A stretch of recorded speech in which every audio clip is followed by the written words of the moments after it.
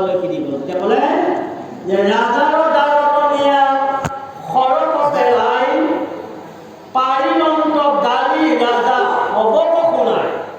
গতিকে ৰজাসকলক গালি পাৰিলে যে তোমালোক আচলতে ভক্তিপ্ৰায়ণ নহয়, তোমালোক অকথাৰ ৰজা, বৈদ্যাৰ ৰজা, কবৰচনৰ ৰজাৰ কাৰণে আজি মোৰ সন্তান জীয়াই ৰাখিব পাৰা যিটো ৰাজা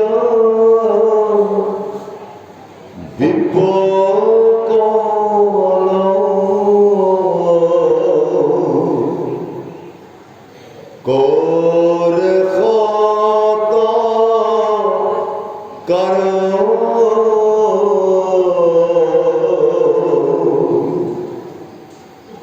ব্ৰাহ্মণ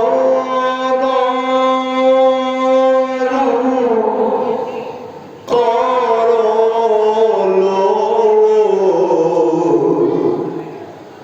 ওৰ পৰ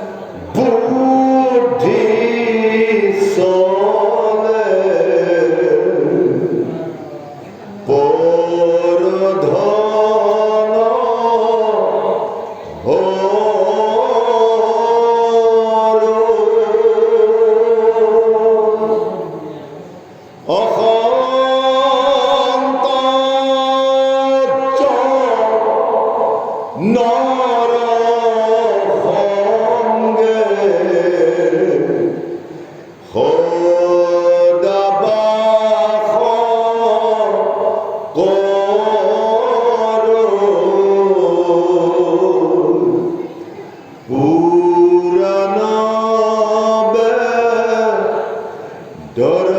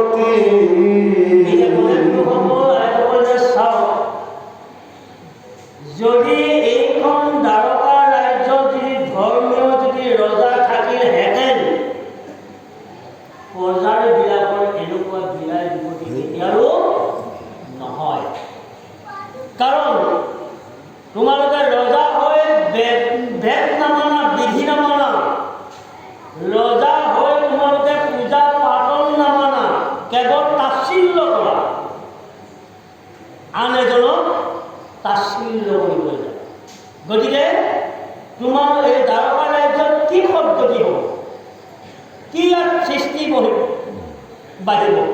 গতিকে সেই অধৰ্ম, গতিকে কৈছে পুৰাণ বেদৰ মত নধৰে প্ৰধান, প্ৰবৃত্তি নিবৃত্তি ধৰ্ম নজানে বিজ্ঞান।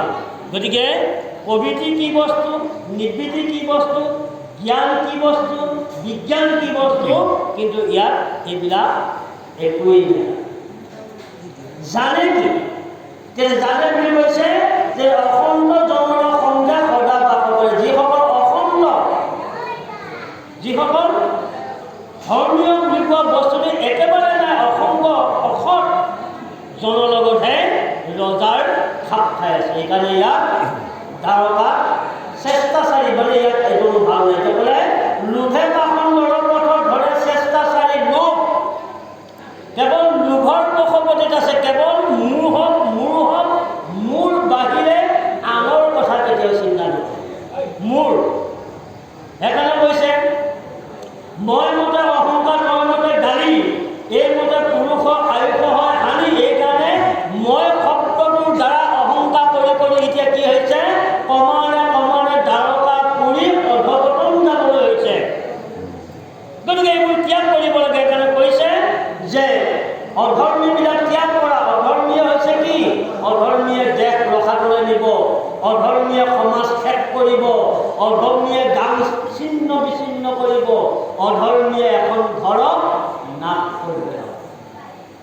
এইবোৰ বৃত্তি, যে এইবোৰ বৃত্তি ত্যাগ কৰিব লাগে। তেতিয়া ক'লে এতিয়া এই দুখে বজাৰৰ বা লোকৰ যাই মৰি, গতিকে যি বালকসকল আছিল এই বালকসকলৰ মৃত্যু হৈ গৈছে।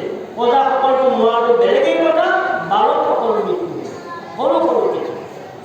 গতিকে এইকাৰণে গুৰুসকল আমি এটা কথা চিন্তা কৰিব লাগে, যি গৃহত যে এগৰাকী যদি সন্তান মাক হ'বলৈ বিচাৰিছে, যদি কোনোবা এগৰাকী যদি গৰ্ভৱতী আই মাতৃ, যে যি গৃহত গৰ্ভৱতী আই মাতৃ থাকে, কিন্তু সেইখন গৃহৰ মানুহ সাৱধান হয়। যদি সাৱধান নহয় তেতিয়াহ'লে অসৎ সন্তান জন্ম হ'ব। আৰু যদি গৃহস্থ ঘৰত যদি সতৰ্ক থাকে, তেতিয়াহ'লে কৈছে দৰিদ্ৰ ঘৰত মালিক জন্ম হ'ব। কিয় জানে? যেতিয়ালৈকে গৰ্ভৱতী আইগৰাকী সেই প্ৰসৱ নোহোৱালৈকে, সন্তান জন্ম নোহোৱালৈকে নিজৰ স্বামী সাৱধানে থাকিব লাগিব, নিজৰ শহু শাহু সাৱধানে থাকিব লাগিব, আইগৰাকী সাৱধানে থাকিব লাগিব, ঘৰৰ ল'ৰা ছোৱালী সাৱধানে থাকিব লাগিব, যাতে সেই গৰ্ভৱতী আইগৰাকী কৰ্ম পথৰে যাতে কেতিয়াও বেয়া কথাত প্ৰৱেশ হ'ব নোৱাৰে। আজিকালি ল'ৰা ছোৱালী ইমান জন্ম কিয় হ'ল? আজিকালি ল'ৰা ছোৱালী পিতৃ মাতৃ নামানা কিয় হৈছে?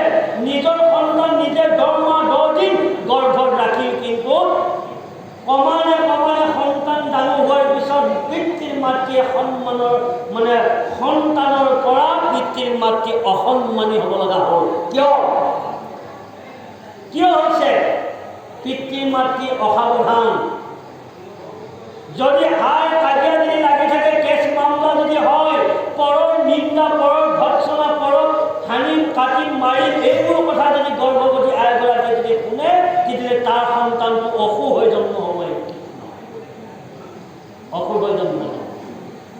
আৰু যি গৃহত যদি গৰ্ভৱতী আইগৰাকী থাকোঁতে যদি তাৰ সাধু সংঘবিলাক আহি মাজে মাজে যদি ভাগৱত পাঠ শুনায়, ধৰ্মৰ কথা যদি আলোচনা কৰে, আয়ো গোসাঁনীও দেহীও, এইবোৰ যদি ভাষাৰে সৈতে যদি আপোনাৰ সেইখন গৃহত যদি থাকে, তেতিয়াহ'লে তাৰ গৰ্ভত থকা আইগৰাকী, গৰ্ভত থকা সন্তান কোলা হ'ব পাৰে, কিন্তু জ্ঞানীৰ সন্তান।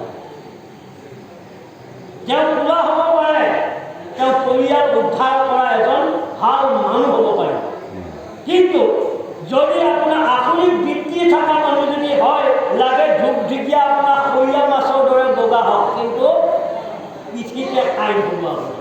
তাৰমানে ল'ৰা ছোৱালী বগা হ'ল বুলিলে গুৰু দখনা থাকিলে নহ'ব, সিয়ে কাল দেই। সেইকাৰণে সাৱধান থাকিব লাগে। আমাৰ গাঁৱৰ ওচৰতে বুজিছেনে, এগৰাকী আই মানে গৰ্ভৱতী হৈ আছে।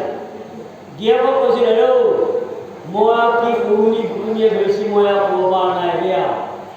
ভনীয়েকে কৈছে গিয়েকক, গিয়েকে কৈছে শুৰুনি ঘুৰুনি কিবা বস্তু আছে নেকি? অঁ আছে, আপুনি নেজানে নহয়, বোলে মই মতা হাঁহ এটা খাব মন গৈছে। কৈছে মতা হাঁহ তুমি খোৱা কিয়? মতা হাঁহ যদি মই নাখাওঁ, গতিকে যদি মোৰ গৰ্ভত আপোনাৰ সৌৰভৰ সন্তান আছে, গতিকে মোৰ মতা হাঁহ এটা খাব মন গৈছে। যদি আপুনি যদি মোৰ মতা হাঁহটো যদি আনি নিদিয়ে, মতা হাঁহটো যদি মই খাব নাপাওঁ, তেতিয়াহ'লে আপোনাৰ চোনাটো লালতিয়াই থাকিব। মন কি হ'ব? কথা নাই এইটো। এই মায়েকে যদি মতা হাঁহ খাব নাপায়, গৰ্ভত থকা চোনাটো জন্ম হ'লে লালতিয়াই নাই।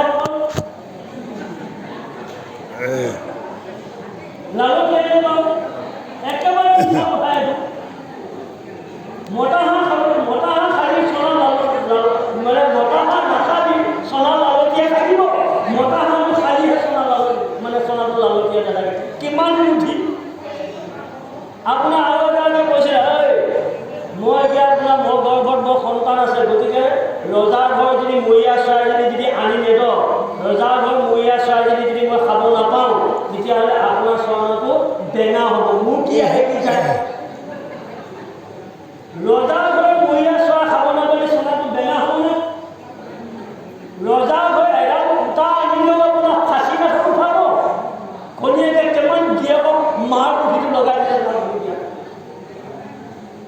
যায়। আপোনাৰ ঘনীয়েকৰ কথা আপোনাক সহ্য কৰিব নোৱাৰি আপোনাৰ ৰজা ঘৰতে আপোনাৰ মৰিয়া চৰাইটো আনি চুৰ কৰি আনি বাঁহতলিত আপোনাৰ গাঁত খানি আপোনাৰ গাঁতত মৰিয়া চৰাইজনী থৈ দি ঘৰত থকা খোলা পুকুৰটো ফুটে কাটি ঘৰত থকা খোলা পুকুৰটো কাটি কৰি আপোনাৰ মাংস চাংস আপোনাৰ বহিয়াকে কুটি বাচি ধুনীয়াকৈ বিচি খালৈ বজাৰত বেয়া দিলে কেনে 5 কেজিমান ওলাই থৈ দিম মাংস ভালে হ'ল বেয়া। মই যদি জহাই খাওঁ আজি খোৱা খাম আৰু শুকান ভাজি কৰি থওঁ। তেতিয়া এইবুলি আপোনাৰ দুইটা আজি খাম দে অগয়াই তেতিয়া গিয়েকে কৈ দিয়ে মই অগয়াই মাংস নাখাওঁ খালি তই কিমান পা খাবই নাখাওঁ কিয় বোলে তই তোৰ জোখটো আত্মহত কৰে খাওঁ ইপিনে যে কোলা কুকুৰটোৰে কাটি দি খাই লৈ আপোনাৰ কৈছে আপোনাৰ একদম মনত আপোনাৰ আনন্দ আপোনাৰ ৰজা ঘৰ মৰিয়া চৰাইজনী খালোঁ। সিপিনেতো আপোনাৰ আনন্দ হৈ গ'ল, ৰজা ঘৰ মৰিয়া চৰাইজনী চুৰ হ'ল। এই মৰিয়া চৰাইজনী যোনে চুৰটো ভৰাই পেলাই দিব অৰ্ধৰাজ্য দিম আৰু চুৰজনক ফাঁচি কাঠত উঠাম। হুলস্থুল লাগিছে। এই যে আপোনাৰ গিয়েকে কৈছে ৰজা ঘৰ মৰিয়া চৰাইজনী আনিলোঁ হয়, খালা তুমি খাইছা হয়, কিন্তু কাকো নকবা দেই, কাকো ক'বলৈ দিয়া নাই। যেতিয়া কমানে যেতিয়া সপ্তাহ দিন জহাই যেতিয়া আপোনাৰ কুকুৰৰ মাংস খাব ধৰিলে আপোনাৰ যেতিয়া খোৱাৰ লগে লগে গাল মুখটো ফুটিয়া হৈ আহিছিল হয় আপোনাৰ অহাৰ লগে লগে ইজনীয়ে সুধে আজিচোন দিনে দিনেচোন তোৰ চেহেৰাটো বঢ়িয়া হৈ আহিছে কিনো খাইছ? মাইকী মানুহৰ পেটত কথা নহয়, কাৰণ যিহেতুকে ধৰ্ম যুধিষ্ঠিৰে শপত দি চলিছে মাইকী মানুহ মুখত কথা নকয়, সাৱধান বাপনষ্ট মনৰ কথা যদি মাইকী মানুহক ক'লে মৰিলি যোৱা হয়তো আপোনাৰ। গতিকে যেতিয়া আপোনাৰ মানে কৈছে কিনো কবি আমাৰ মানুহটোৱে নহয় ৰজা ঘৰ মৰিয়া চৰাইজনী আনি দেৰিকৈ একেবাৰে পুতি বাচি কি সুন্দৰকৈ দিলে মই এবাৰ মাংস খাই ধুনীয়া দিন হৈ আহিছে দাম কলপাত কৈ দিলে ইজনীয়ে মানে যিজনী ক'লে তাৰ জীয়েকে এইজনী গাঁঠি কৈছে ৰজা ঘৰ মৰিয়া যদি চৰাই চুৰ হ'ল, যদি কেনেবাকৈ যদি চুৰটো ভৰাই দিওঁ ভাল পেলাই দিব পাৰোঁ নহয় মই অৰ্থৰাজ্য পাওঁ। সেইজনী কিন্তু কৰিলে এইজনীয়ে যেতিয়া আপোনাৰ কি অৰ্থৰাজ্য পাব তেতিয়া কৈছে মই চুৰটো ভৰাই পেলাই শুনিলোঁ বোলে আপোনাৰ মইনা বাপেকে মইনা মায়াকক ৰজা মৰিয়া চৰাইজনী পুতি বাতি সেয়া খুৱাই হয় নেকি বোলে লগে লগে হুলস্থুল লাগিল। আপোনাৰ জীয়েকক লৈ গ'ল নহয় ৰাজপ্ৰসাদলৈ লৈ আপোনাৰ আঁঠু খাই লৈ আপোনাৰ কওঁতে আঁকিব নহয় এতিয়া ৰজা ঘৰ মৰিয়া চুৰ কৰ শুনিয়ে মৰিয়া চৰাই খুৱাইছোঁ অলাব খুৱাই নকবা কত লৈ যেতিয়া ৰেপিব খুজিছিল তেতিয়া কৈছে বোলে মহাৰাজ মোক আপোনালোকে ফাঁচি দিয়ে কওঁতে কাটিব যি শাস্তি দিয়ে মই তাকে বহন কৰিম, কিন্তু মোক এষাৰ কথা ক'বলৈ দিয়ক, মৃত্যুৰ সময়ত আগে আগে মোক এষাৰ কথা ক'বলৈ দিয়ক। বোলে কোৱা মইতো মৰিমেই আৰু মোক এষাৰ কথা ক'বলৈ দিয়ক। বোলে কোৱা বোলে মহাৰাজ বোলে শুনক বোলে কোৱাচোন বোলে 3 মিলি ভাতৰ পোৱা 3-4 জাতিক আখৈ নোপোৱা 3 নকবা হিত দাঁতৰ ভিতৰে মৰিয়া চাৰিফালে ৰজাৰ চঞ্চল কি ক'লা তুমি? বোলে হয় আপোনাৰ ৰাজপ্ৰসাদৰ মৰিয়া চৰাইজনী মই চুৰ কৰাটো হয়, কিন্তু মই 3 জাতিক মাৰি পোৱা নাই, কিন্তু মোৰ ঘৰত থকা কোলা কুকুৰ মাৰিহে মই খুৱাইছোঁ। কিন্তু আপোনাৰ মৰিয়া চৰাইজনী কিন্তু বাঁহতলিত কিন্তু গাঁতৰ ভিতৰত চালি ধৰি আছে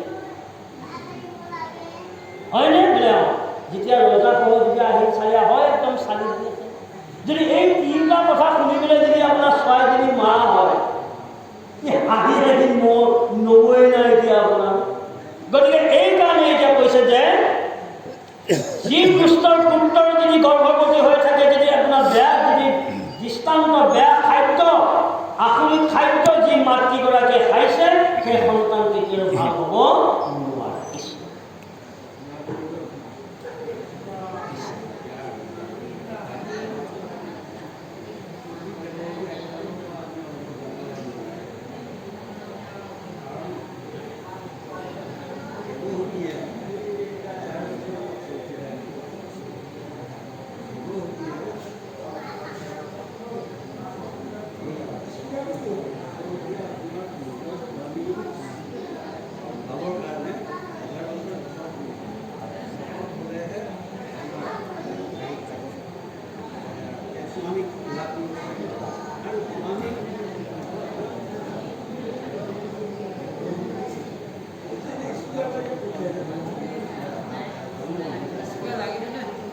নালাগে শুনি আছে হয় এতিয়া বাপজনে যিটো আনিলে হয় হয়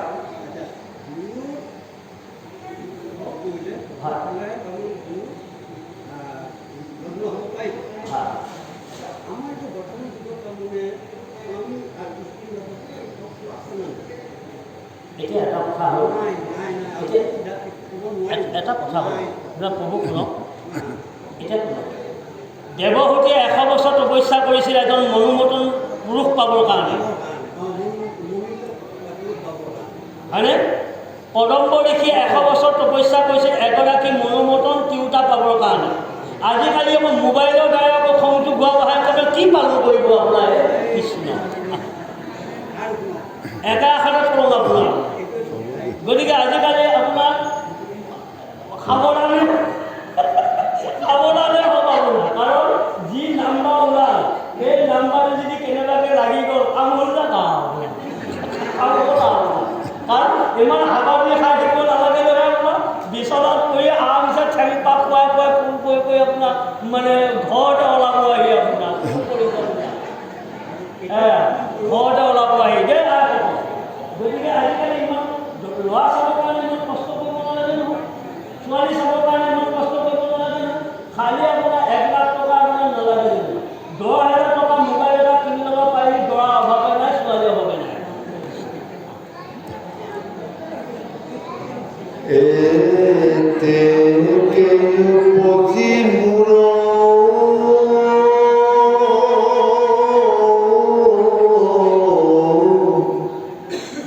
পুত্ৰ ভৈল হত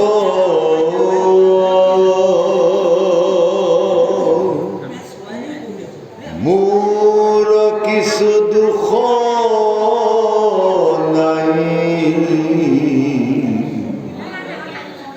জানো চলো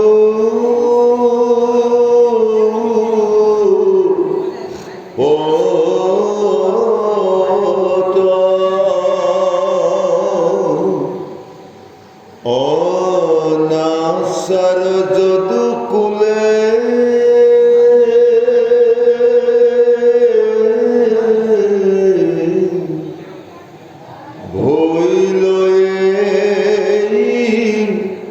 ৰাজা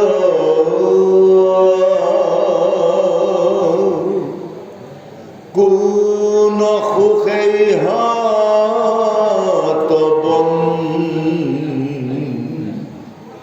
শিবয়ে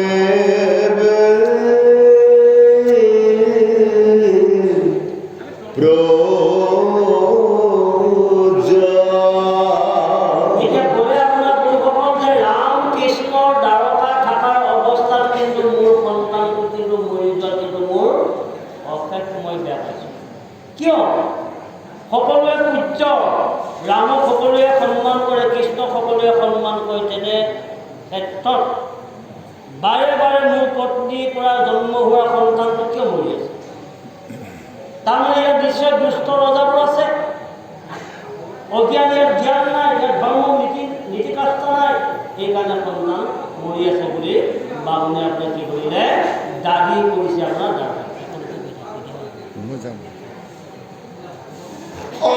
দাবী মিন্দি অখবক জিতু নপারে জিনিত প্রাণ মারি লীলা করে নিদারুণ চিত্র হেনয়র যাক জিতু ভজে প্রাণী গণ পাওয় পুত্র সুক দরিদ্র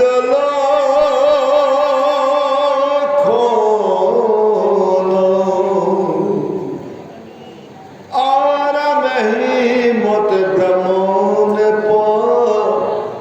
রিলে বহু গালি পাশে পুত্র সুকত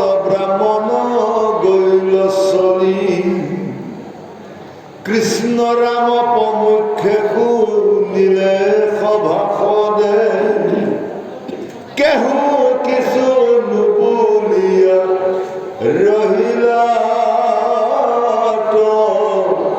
বধে। আচাৰ নীতি এইবোৰ মানে দ্বাৰকাত নোহোৱা হৈ গ'ল। অনাচাৰ, অত্যাচাৰ, ভ্ৰষ্টাচাৰ এইবিলাকে ঘাঁহ কৰি উঠিছে। গতিকে এনেকুৱা এখন ৰাজ্যত মানে কি ইয়াত সতি সন্তান ভাল হ'ব আৰু সতি সন্তান কি জন্ম হ'ব। গতিকে ব্ৰাহ্মণে কি কৰিলে যে সেইসকলক দ্বাৰকাবাসী লোকসকলক গালি পাৰিছে। গতিকে এটা কথা গুৰুসকল সাৱধান যে আইসকলত থাকি পুৰুষসকলত থাকি বাপসকলত থাকি কিন্তু এটা সন্তান ভাল গুণী জ্ঞানী কৰিবলৈ হ'লে কিন্তু আই মাতৃসকলৰ কিন্তু সম্পূৰ্ণ দায়িত্ব থাকিব লাগিব। কিয়? নিজৰ পিতৃজনে সন্তান জন্ম কৰি দিছিল যদিও নিজৰ পিতৃজনে তেওঁ ল'ৰা ছোৱালীক পোহপালন দিবলৈ যাওঁতে অনেক বেপাৰ বিঘ্নিতে তেওঁ বিকিব লগা হৈ আছে। কিন্তু ঘৰ ৰখীয়া কোন হৈ আছে? আইগৰাকী। প্ৰতি মুহূৰ্তে ল'ৰা ছোৱালীৰ লগত ধেমালি কৰিবলৈ লগ পোৱাকৈ হৈ আছে আইগৰাকী। তেনেস্থলত আইগৰাকীয়ে সদায় ঈশ্বৰৰ ওচৰত ধূপ জ্বলাবলৈ শিকাব লাগিব। ৰাস্তাৰ পদূলিত এগছি বন্তি জ্বলাবৰ কাৰণে আইগৰাকীয়ে শিকাব লাগিব। নিজৰ পিতৃজনৰ অহাৰ লগে লগে ভৰি চুই সেৱা কৰিবলৈ মাকে শিকাব লাগিব।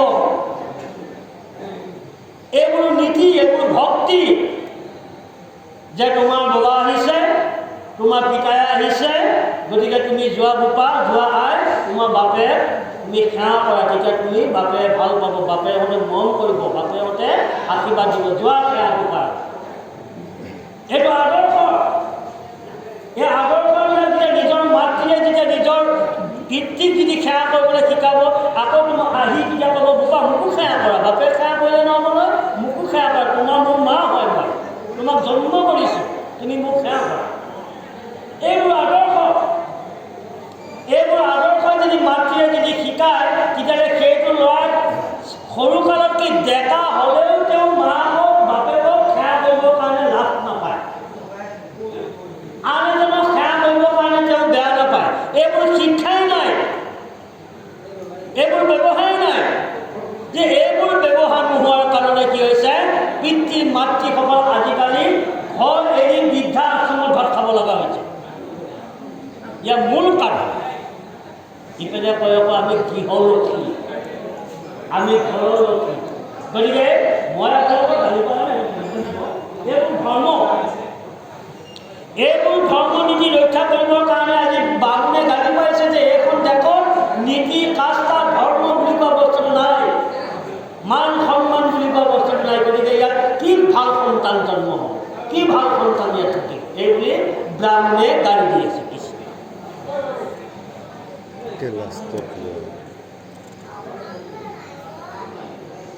ব্ৰাহ্মণ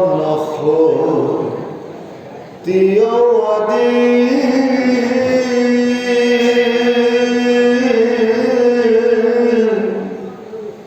যত প্ৰজাগণ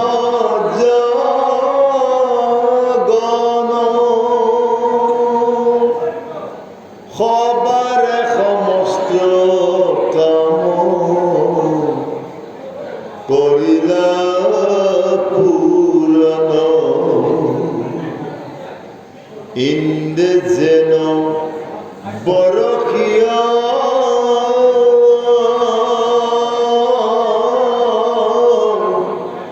জীয়ন্ত জগত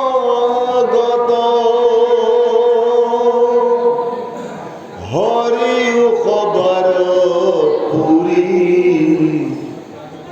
লন্তম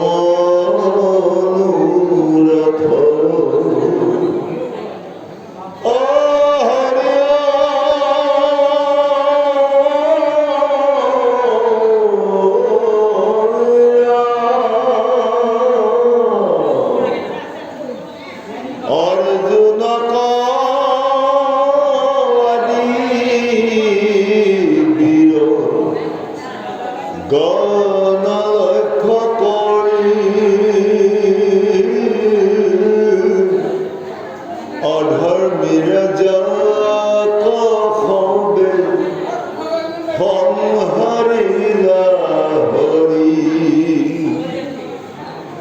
যুধিষ্ঠিৰ আদি ৰাজা গণ কথা পিলা জগততে ভাগৱত ধৰ্ম পৱতাইলা অৰা শুনা নৰ নাৰী হৰি চৰিত্ৰ কৃষ্ণ কিবা বিনে কিছু নাহি পৰা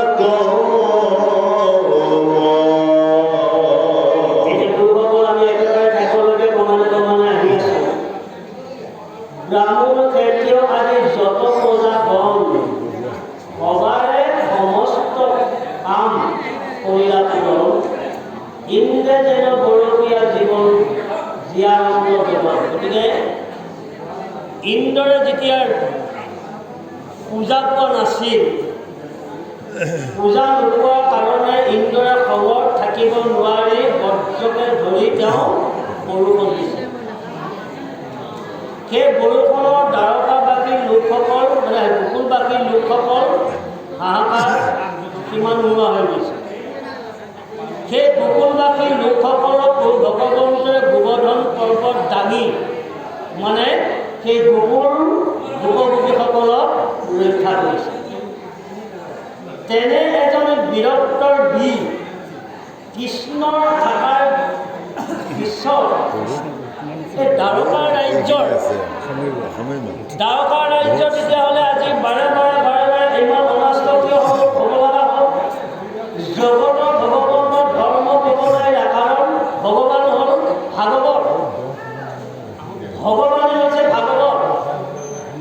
তেওঁ নিজে ভাগৱত হৈ নিজে ভগৱান হৈ তেওঁ নিজে ধৰ্ম প্ৰচাৰ আনক কৰাই আছে।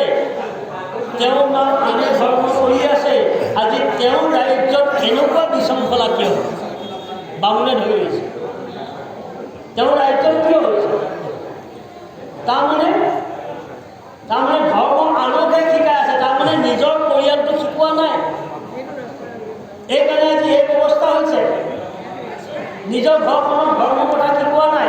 আজি আপোনাৰ আমি ভাগৱতৰ কথা কৈ আছোঁ, ধৰ্মৰ কথা কৈ আছোঁ, কিন্তু মোৰ ঘৰত যদি ল'ৰা ছোৱালী যদি একোকে যদি নিশিকাওঁ তেতিয়া মোৰ খাবলৈ আহিবনে বাৰু? মোৰ ঘৰখন বেয়া হ'ব। গতিকে এইকাৰণে ধৰ্ম বুলি কোৱা বস্তুটো উভয় সকলোকে সমৰভাৱে ধৰ্ম দিব লাগে। কৃষ্ণ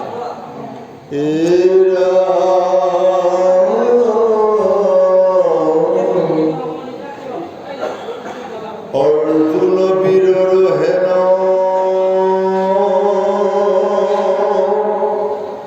শুনিলা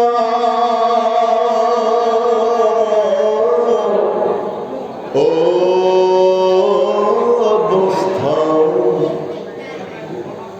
আন সামান্যৰ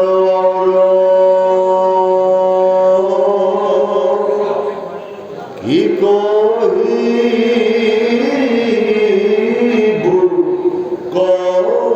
কথা হেন জানিতে জগম্ভ দৰ্প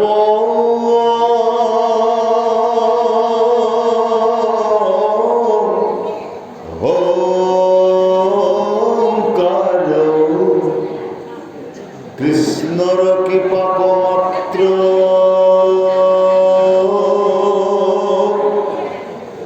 মনে কৰি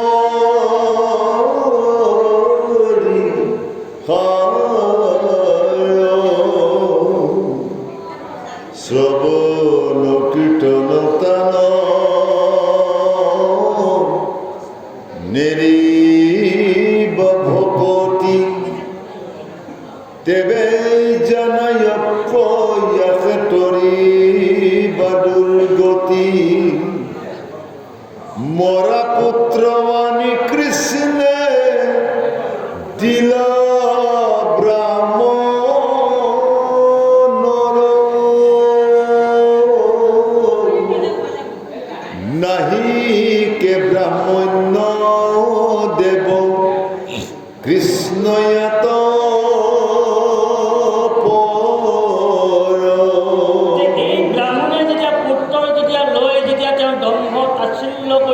কৃষ্ণক আৰু বলোৰামৰ মাজত যেতিয়া তেওঁ ক'বলৈ ধৰিলে, যে কোৱাৰ লগে লগে সেইখিনি অৱস্থাত আছিল মহাবীৰ ধনঞ্জয় অৰ্জুন। যে অৰ্জুনৰ খঙৰ কোপত মানে থাকিব পৰা নাই, থাকিব নোৱাৰি ব্ৰাহ্মণক ক'লে, হে দেও, আপুনি কি ক'ব বিচাৰিছে? আপুনি ক'ব বিচাৰিছে যে দ্বাৰকাত আপোনাৰ বীৰ নাই, এনেকুৱা কথা ক'বলৈ বিচাৰিছে। গতিকে মোৰ নাম হৈছে, মোৰ নাম ধনঞ্জয়, মোৰ নাম অৰ্জুন। গতিকে এইবাৰ আপোনাৰ সন্তান, আপোনাৰ আইগৰাকী যদি গৰ্ভৱতী হোৱাৰ লগে লগে এইবাৰ মোক আপুনি ক'ব দিব, চাওঁ কোনে লৈ যায় আপোনাৰ, চাওঁ কোনে মৃত্যুদণ্ড দিয়ে আপোনাৰ সন্তানক। মোৰ নিচিনা মহান অৰ্জুন ধনন্তৰী থাকোঁতে কেনেকৈ জমে জীৱ নিব পাৰে। এই বুলি ফিতাহী মাৰিলে অৰ্জুন। যে অৰ্জুনে ফিতাহী মাৰ পিছত বলোৰাম কৃষ্ণৰ আছে উপায় নাই, সখীয়কৰ কথা। গৈ গৈ গৈ গৈ এবছৰ মূৰত আকৌ গৰ্ভৱতী হ'ল ব্ৰাহ্মণ।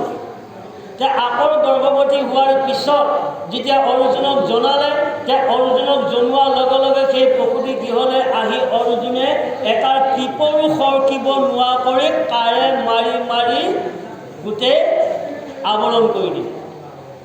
কিন্তু কাৰে প্ৰতি গোটেই ঘৰটো আগুৰি ধৰিলে যদিও কিন্তু জন্ম হোৱাৰ লগে লগে আকৌ মৃত্যু হ'ল, আকৌ সেই সন্তান মৃত্যু হ'ল। যে মৃত্যু হোৱাত তেতিয়া কৈছিল, অৰ্জুনে প্ৰতিজ্ঞা কৰিছিল, যদি এইবাৰ যদি জন্ম নকৰে, যদি আপোনাৰ সন্তানটো যদি লৈ যায়, যদি সন্তান যদি মই ৰক্ষা কৰিব নোৱাৰোঁ, তেতিয়াহ'লে মই শপত খাইছোঁ, মই অগ্নিত নিজে অগ্নি জ্বলাই মই তাক নাশ হৈ যাম। শপত পিছত কি হৈ গ'ল, যে যেতিয়া সন্তানটো যেতিয়া অৰ্জুনে ৰাখিব নোৱাৰিলে, যেতিয়া অগ্নিত যেতিয়া তেওঁ অৰ্জুন যেতিয়া কৰিবলৈ বিচাৰে, তেতিয়া কৈছিল সখা ৰবা ৰবা ৰবা।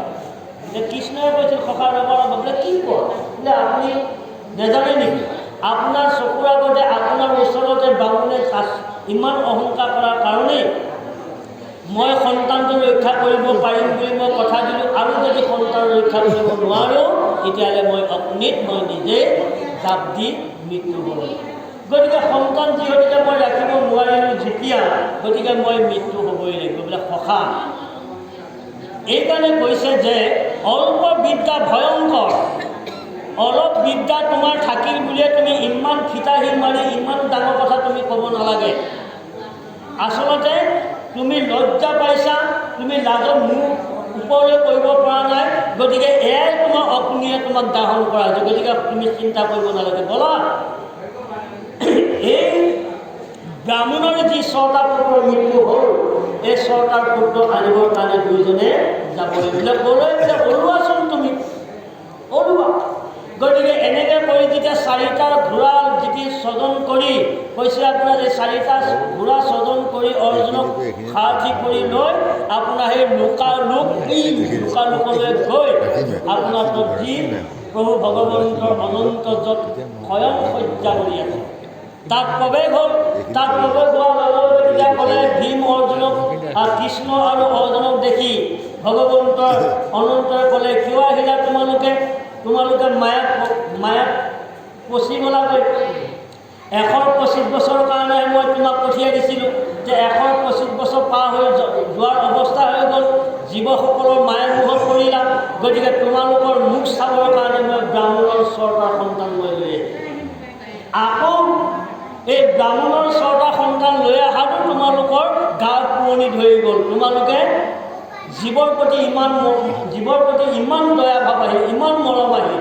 গতিকে যোৱা, এই 6টা পুত্ৰ তুমি লৈ যোৱা আৰু ব্ৰাহ্মণক দিবাগৈ। অতি সোনকালে দুষ্টক দমন শান্তক পালন কৰি পৃথিৱীৰ ধৰ্ম ৰক্ষা কৰি তুমি অতি সোনকালে তুমি মোৰ ওচৰলৈ গুচি আহা। কৃষ্ণক বাতৰি দি দিলে অনন্ত নিৰঞ্জনে। এই লগে লগে সেই বাতৰি পাই সেই লগে লগে সেই অনন্তৰ পৰা সেই 6টা পুত্ৰ আনি ব্ৰাহ্মণক দি দিলে, যে গতিকে আপোনাৰ সন্তান আপুনি লওক। এই লগে লগে এইকাৰণে সেই অনন্তৰ পৰা কৃষ্ণ এই কথাখিনি শুনাৰ লগে লগে তেওঁ বৈকুণ্ঠ প্ৰয়াণ কৰিবলৈ ব্যৱস্থা কৰি পিনাক নদীত এখন ঋষি সমাজ পাতি তাতেই কেনাটো লগাবলৈ বিচাৰিলে। কাৰণ জাম্বুবতী পুত্ৰ জাম্বুৱানক মানে গৰ্ভৱতী কৰাই পিনাক নদী তীৰ্থলৈ যোৱাৰ ব্যৱস্থা দ্বাৰাই মানে ঋষি সাপত ভস্ত কৰি যদুকুল ধ্বংস কৰি প্ৰভু ভগৱন্তৰ বৈকুণ্ঠলৈ যোৱাৰ ব্যৱস্থাখন আহি আছে।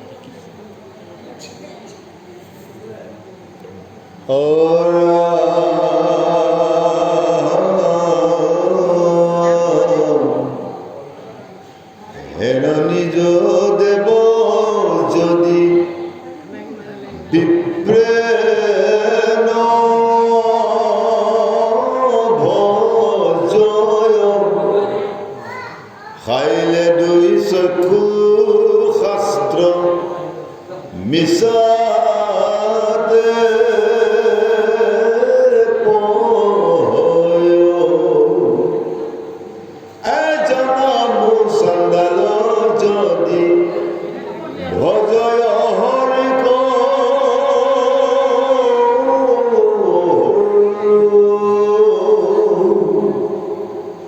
শিশুসুখে তৰৈয়াৰ কহিবা কুকিত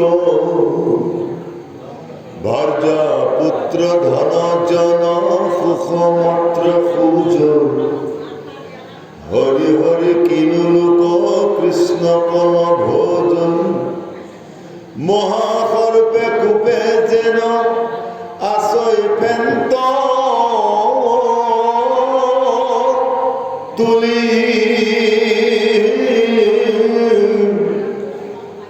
তাহাৰ ছায়াতে বেঙে চাপে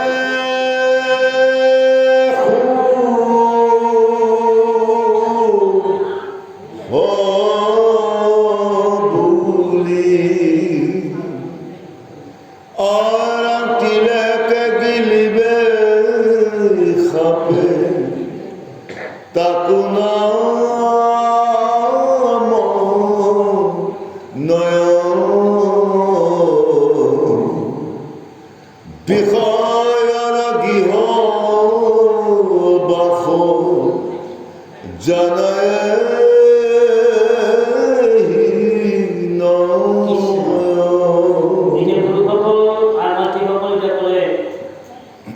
যি পৰীক্ষা কৰিছিল ভিগুৰে পৰীক্ষা কৰি কৃষ্ণক শ্ৰেষ্ঠতা কৰিলে আৰু তেনে কৃষ্ণক যদি ব্ৰাহ্মণ হৈও যদি ভজনা নকৰে তেতিয়াহ'লে তেওঁ নিজৰ গুণেৰে নিজে অধপতন কৰে। কোনো ব্ৰাহ্মণে তাকো নভজে তেজি আন নাহিতে অধৰ্ম আৰু তাহাৰৰ সমান যিহেতুকে ব্ৰাহ্মণ বিষ্ণু জানন্তী বৈষ্ণৱ ব্ৰহ্ম জানন্তী ব্ৰাহ্মণ যি পূৰ্ণ ব্ৰহ্ম যি ব্ৰহ্মক আমি দৰ্শন নাপাওঁ কিন্তু সেই ব্ৰহ্মক আমি তত্ত্বৰে পাওঁ। গতিকে তত্ত্বদৰ্শী সেই ব্ৰহ্মক যদি ব্ৰাহ্মণ হৈ যদি তেওঁ উপাসনা নকৰে তেতিয়াহ'লে তেওঁ কেতিয়াও মানে জীৱ কল্যাণ হ'ব নোৱাৰে। যে ব্ৰাহ্মণ্য পৰীক্ষা ব্ৰাহ্মণ্য পৰীক্ষা যিটো দিয়ে দিলা হিৰে দিলা লাঠি তাকে সেই আশাকিলা ক্ষীৰ লক্ষ্মীৰ প্ৰতি ইমান ধৈৰ্যশীল ইমান শৰণাপন্নৰ ভকতৰ প্ৰতি ভগৱান সমৰভাৱে ভিগুমুনিয়ে যদিও কৃষ্ণৰ বিয়াত যদিও আপোনাৰ গুৰি মাৰিছিল কিন্তু সেই গুৰিও সহ্য কৰিও কিন্তু তাৰ উপৰিও কিন্তু ব্ৰাহ্মণক সন্মান কৰিছিল ভগৱানে। তেনে ব্ৰাহ্মণক সন্মান কৰাৰ ভিতৰতো যদি ইমান পৰীক্ষা নিৰীক্ষা কৰি যদি ভগৱন্তৰ শ্ৰেষ্ঠতা বুলি দেখুৱাই দিয়াৰ পিছতো যদি ব্ৰাহ্মণে যদি ভগৱন্তৰ ভজনা নকৰে তাৰ বাবে কিন্তু ভগৱান কেতিয়াও দুখী নহয়। এতিয়া কৈছে জনমনো চাণ্ডাললৈ যদি ভজন হৰি কৈছে ক্ষীৰো সুখে তৰৈ আৰু পঢ়ি বহু কি যদি একেবাৰে একো নেজানে পঢ়া শুনাৰ একেবাৰে নাই ভাৱ ভাষাৰ একেবাৰে শূন্য জ্ঞান বুলি কোৱা বস্তুটো নাই গতিকে বেদ শাস্ত্ৰ কি তাকো নেজানে একো নজনাজনেও যদি কেনেবাকৈ যদি ভকত সংগ লৈ যদি তেওঁ ঈশ্বৰক উপাসনা কৰিব পাৰে কৈছে আপোনাক সেইজনৰ নিচিনা পবিত্ৰ ভক্ত আৰু না কৈছে চাণ্ডালকো যদি চাণ্ডালক হৈও যদিও ভগৱন্তক পূজে সেই মোৰ ভক্ত জানিবিয়া ভজনীয়া হৈ গতিকে সেইজনো মানে ভজনীয়া ভক্ত বুলি মই ভগৱন্তই কয়। আৰু সেইজনে শাস্ত্ৰৰ কথাখিনি জানি তেওঁ কৃষ্ণৰ মেধি হয় বুলি কৈছে। সিটো সুখে তৰে আৰু কহি বহু কি কয়, ভাজাপুত ধনজন সুখৰ মাত্ৰ পূজয়, হৰি হৰি কিনো লোক কৃষ্ণপদ ভজয়। কিন্তু এই গৃহ সংসাৰখন বা এই পৃথিৱীখনক জীৱৰ সৃষ্টি কৰিবৰ কাৰণে, বিস্তাৰ কৰিবৰ কাৰণে কিন্তু আমি গৃহবাসত আবদ্ধ হৈ কিন্তু প্ৰকৃতিৰে আমি সন্তানৰ মুখৰ আশা দেখি আমি স্বপ্ন দেখি আছোঁ। সন্তানৰ মুখ দেখিবলৈ আমি স্বপ্নহে দেখি আছোঁ। কিন্তু ভগৱন্তৰ স্বপ্ন পূৰণ কৰিব, কিন্তু হিৰণ্যক্ষ পুত্ৰ জন্ম। কিন্তু সেই পুত্ৰ স্বপ্নৰ নেদেখাৰ আগতে যদি ভগৱন্তক উপাসনা কৰে, ভগৱন্তক যদি সেই সন্তান যদি মাগি আনে বা সেই সন্ততি যদি ভগৱন্তক যদি উপাসনা কৰি যদি মাগে, তেতিয়াহ'লে সেইখন গৃহত যদিও ছোৱালী জন্ম হয়, লক্ষীযুক্ত ছোৱালী হ'ব। আৰু যদি ভগৱন্তক উপাসনা কৰি যদি সন্তান মাগে, তেতিয়াহ'লে সেইখন গৃহত ভূব পলাদৰ দৰে জন্ম হ'ব। কিন্তু আজি সেই সন্তান লাগে বুলি কাউবাও হৈ ফুৰিছোঁ, সন্তান লাগে বুলি আলোচনাৰ মাজেৰে সৃষ্টিত প্ৰৱৰ্তিছোঁ, কিন্তু ভগৱন্তক যে উপাসনা কৰি যে সন্তান জন্ম কৰাব লাগে, কিন্তু পুৰুষ প্ৰকৃতিৰ মাজত এই ব্যৱস্থাটো নাই। এই ব্যৱস্থাটো নোহোৱাৰ কাৰণে আজি কি হৈছে, মানে পৰিমাণ সৃষ্টি হৈছে, অনাচাৰ হৈছে, অত্যাচাৰ হৈছে, অধৰ্ম হৈছে, বেদ বুদ্ধি নমনা হৈছে, শাস্ত্ৰৰ নমনা দিনে দিনে হৈ গ'ল। এতিয়া শেষলৈ আহিছোঁ, কি কৈছে, বিষয়ৰ গৃহবাস জানা এহি নয়, কৈছে এহি গৃহবাস জানা, কৈছে বিষয়ৰ গৃহবাস জানা এহি নয়। গতিকে গৃহৰ বিষয়টো ডাঙৰ। কৈছে গৃহৰ বিষয়ৰ পৰা পৰিত্ৰাণ পাবলগীয়া হ'লে কৈছে এটাৰ বৃহৎ মন্দিৰ বা ফুলৰ পুলি বা তুলসী। আমি নহওঁ যেনিবা আমি ভজনীয়া হোৱা নাই, আমি যেনিবা বিয়াই হোৱা নাই বা বিয়া এখন হৈছে কিন্তু ভজনীয়া হোৱা নাই, আঁতৰি হোৱা নাই, বৈষ্ণৱী হোৱা নাই, কিন্তু পদূলিত বা নিজৰ চোতালৰ আগত সুন্দৰভাৱে তুলসী পুলি এটা লৈ বা এজুপি ফুল গছ ৰুই তাত যদি সদায় যদি আপোনাৰ এগছি বন্তি জ্বলোৱা হয় বা এডাল ধূপ যদি জ্বলাই দিয়া হয় সন্ধিয়া সময়ত, কিমান সৌন্দৰ্য দেখে, ঘৰখন কিমান পবিত্ৰ যেন লাগে, ঘৰখন কিমান আনন্দিত হয়। তাত কি হয়, প্ৰভু ভগৱান নীৰৱে বহি পদ্মাসনত বহি সুন্দৰভাৱে যদি এটা ঘোষা গায়, ঘোষাৰ চলেৰে প্ৰভু ভগৱন্তক আমন্ত্ৰণ কৰা হ'ল। সেই আমন্ত্ৰণৰ দ্বাৰা প্ৰভু ভগৱন্তক গৃহত প্ৰৱেশ হৈছে, আৰু সেই ভগৱন্তৰ প্ৰৱেশ হোৱা গৃহত তেতিয়ালৈ দুমংগল আহি নপৰে। এই ব্যৱস্থাটো আমাৰ দিনে দিনে আমাৰ নিজৰ মানুহৰ পৰা এই পদ্ধতিটো হেৰাই গৈছে। কাৰণ চণ্ডালেই হওক, ভিক্ষাৰী হওক, দুখীয়া হওক, যদি তেওঁ ঈশ্বৰক যদি উপাসনা কৰে, সেইখন গৃহত ঈশ্বৰ থাকে। আমি একেবাৰে শেষলৈ আহিছোঁ, গুৰুসকল এতিয়া পাঠৰ আমি শেষলৈ গৈছোঁ। গতিকে সেইকাৰণে কৈছিল, মোৰ ভকতৰ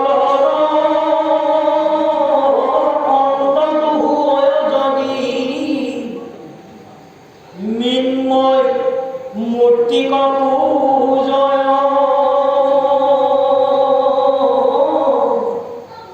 অক্ষয় ব্ৰহ্মণ জানি পুজিবে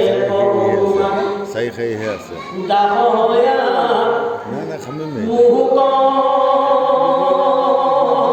পূজয়। গতিকে যদি আমি ভগৱন্তৰ দাস হ'ব পাৰোঁ, ভগৱন্তৰ আমি কৃপা কৰিব, তেতিয়া কৈছে সেই ভকতৰ সমস্ত দৈৱত পাওঁ, ব্ৰহ্মক উপাসয়,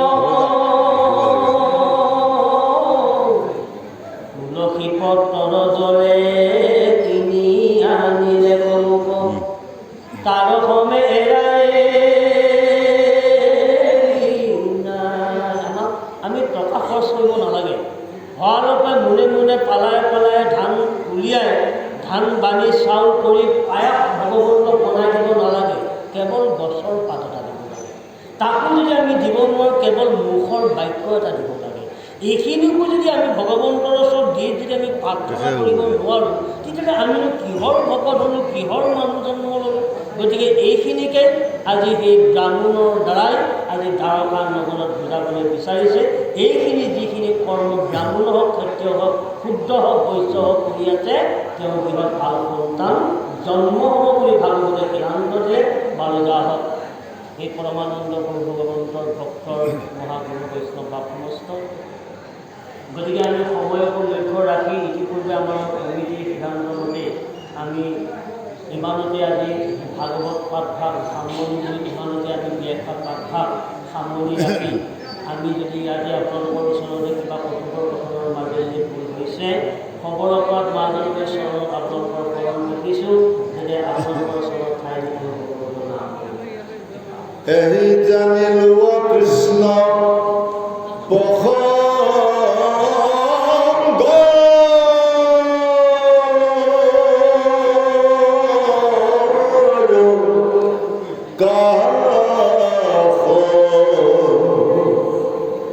যাৰ গন্ধে কালো সৰ্বে নৰন্ধিবে পাখ ভনে ভাগবত ভতা সাৰ্জ